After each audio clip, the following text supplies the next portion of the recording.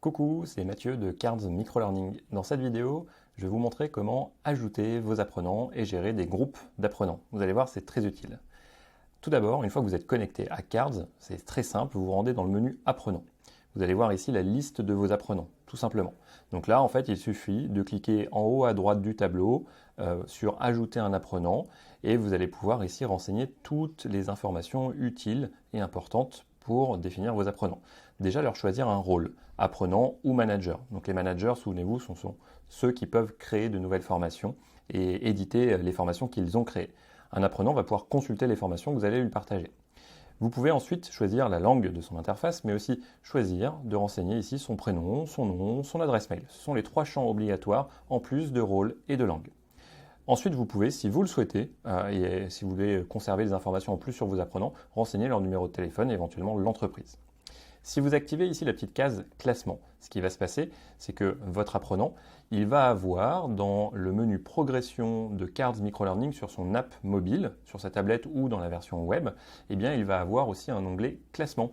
Il va pouvoir se comparer avec tous les autres apprenants qui ont également la fonction classement d'activer dans votre compte. D'accord ?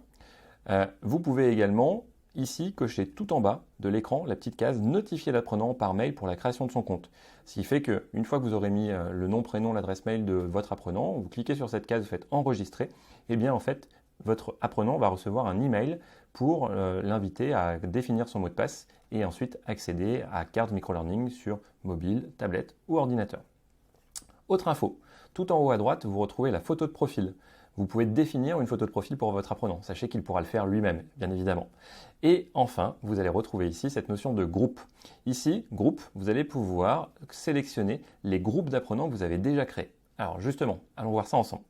Les groupes d'apprenants, en allant dans le menu Apprenants, puis Groupe, vous allez retrouver ici les groupes que vous avez créés. En fait, les groupes vont vous permettre de choisir, de définir quelles sont les formations que vous avez créées qui doivent être accessibles à certains apprenants et pas forcément à d'autres.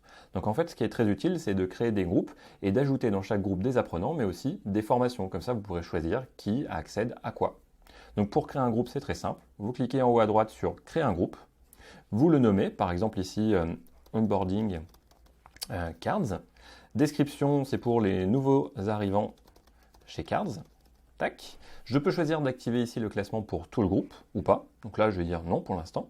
J'enregistre. Et en fait, quand j'enregistre, ici tout en bas, donc j'ai la petite notification hop, en bas à droite, mais j'ai aussi la possibilité d'ajouter du coup mes apprenants ici dans ce groupe.